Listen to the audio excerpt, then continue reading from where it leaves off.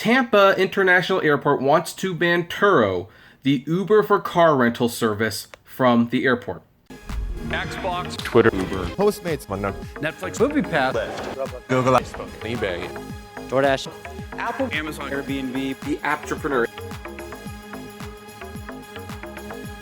Hey everyone, this is Kevin the Apptrepreneur, and we've got an interesting story coming from us from the Tampa Bay Times. And that is at the Tampa airport to consider policy aimed at Turo's Airbnb-style car rental business model. I guess Turo really is more like Airbnb than Uber, but you know, a lot of people use it like Uber. So here's the thing. I don't really use Turo.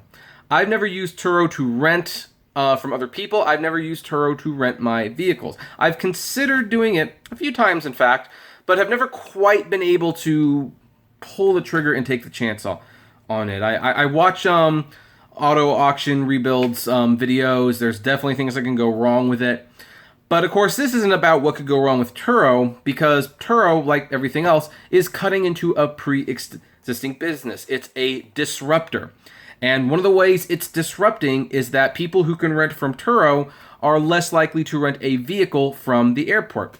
And at least one airport says they don't want that to happen. So here's what the article says. The Hillsborough County Aviation Authority went to court this spring to ban Turo, which does for renting cars what Airbnb does for overnight stays, from Tampa International Airport. No, a federal judge said this month. Well, at least we've got the answer pretty quickly early in this video. In denying the Aviation Authority's request for a temporary injunction, U.S. District Judge Mary Shriven rejected the airport's contention that the San Francisco-based Turo, it's always San Francisco, is doing business at the airport as an unauthorized car rental company. Private car owners rent their vehicles to Turo customers through the company's online service and often meet the renters on airport property, though not at a Turo rental counter, to hand over the keys. Quote, it's not a car rental company, not by the definition of Florida statute, and not by the regulations of the Aviation Authority, Shriven said at a July 11th hearing. She also doubted the Aviation Authority could show either that it is likely to win its case, a prerequisite to getting a preliminary injunction, or that it is suffering irreparable injury, another prerequisite. Shriven didn't say that the airport couldn't win, but suggested winning might take, quote, scorching earth litigation. So instead, she gave the airport and Turo a chance to settle their differences in mediation. Both sides said they are open to that. So, we'll talk about that in a moment. Meanwhile, the Aviation Authority is expected to discuss a policy change this week aimed at companies like Turo. Quote, our position remains the same, airport spokeswoman Janet Scherberger said in an email to the Tampa Bay Times. Turo, like any other business that benefits from the airport, needs to have an agreement in place to operate at the airport. We plan to take a relevant policy to the board on Thursday to provide a regulatory framework for us as this business model evolves. So what's that probably going to look like?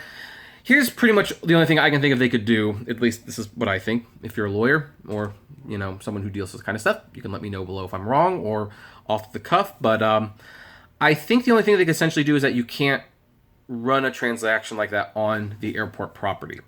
They might make it so that if you rent your car on Turo, you have to be off of the airport grounds in order to exchange keys. I mean, obviously that would still cut into the car rentals that's on airport site. However, it might encourage people to at least take a taxi or something a couple blocks away to get the keys for their Turo vehicle.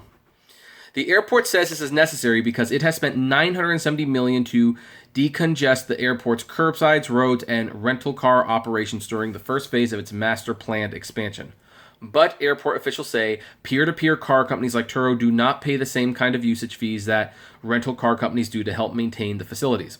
At one point, the airport said in its lawsuit, Turo's rental website offered 198 rental cars that could be delivered to the airport.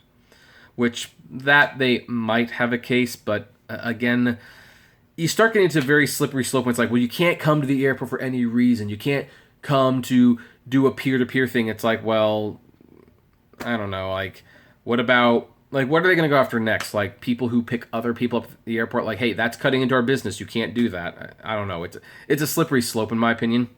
The proposed policy would define peer-to-peer vehicle sharing as an arm's-length remote or web-enabled transaction in which car owners allow someone else to drive their vehicles for a fee.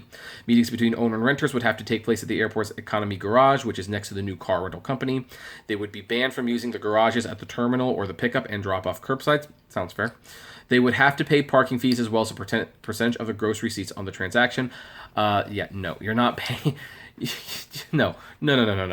I'm sorry. Okay, look, obviously, if you're going to start asking for a percentage of the transaction fee, clearly they're going to encourage people to do the transaction off the airport property. That's just not going to happen. Those kind of fees, airports officials indicated, are based on a variety of factors and are currently 12%.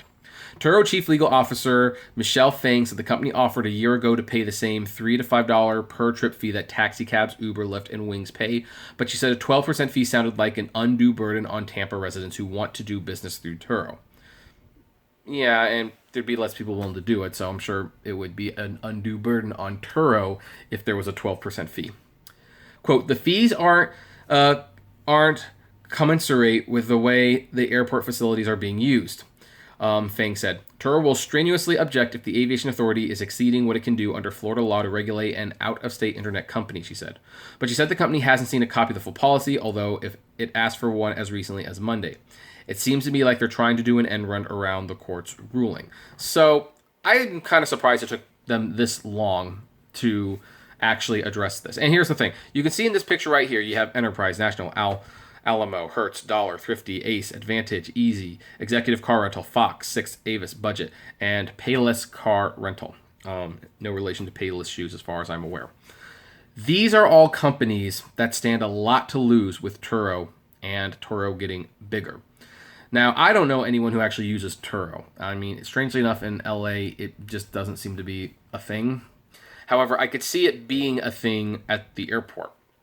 If you want to rent a car, you want to get a good car, and you want to pay less than what, these other companies like, Alamo are charging for a car rental.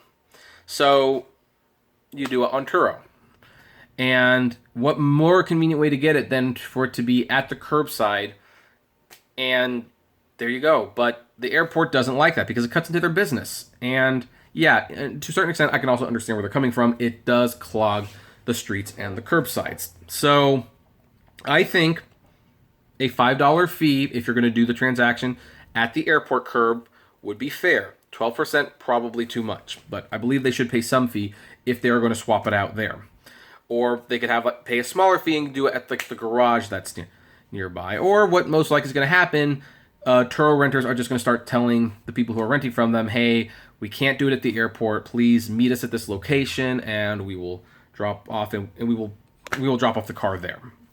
At the very least, even if the airport is not getting the fee, someone's probably going to get an Uber or a Lyft or a taxi over to that area, and it can be very, very close by. Now, I don't know how this is going to... Now, this is specifically talking about Tampa International Airport, which I don't think I've ever been to be honest, so I don't know how it's set up.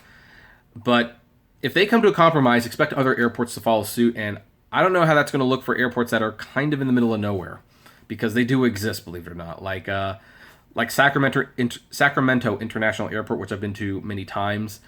There's the airport and there's the airport property, and then you gotta kind of drive a little ways before you get to a non-airport property building, because it's kind of in the middle of fields and stuff. So it's going to be interesting to see how this all works out in the long run, and I'm personally fascinated to see what kind of compromise they come to and how customers and Turo renters are going to react. Again, I don't really use Turo, so I can't say whether this is a good or bad thing, but I will leave that to you to decide. And in fact, I encourage you to tell me what you think this will lead to in the comments below, and like, favorite, share, subscribe. And if you enjoy my videos, consider becoming a Patreon member. It's totally optional, of course, but even as little as $1 a month goes a long way to helping the channel run smoothly, and you get access to my Patreon's exclusive blog. Also, if gas prices get you just a little down, check out the Get Upside app below. It's totally free, but you get cash back on every gas purchase.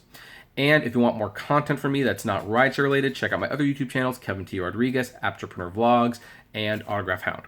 And finally, if you want to talk to me or other fellow rideshare drivers, check us out at the Apptrepreneur Hangouts on Facebook. And as always, blame responsibly. Have a good one.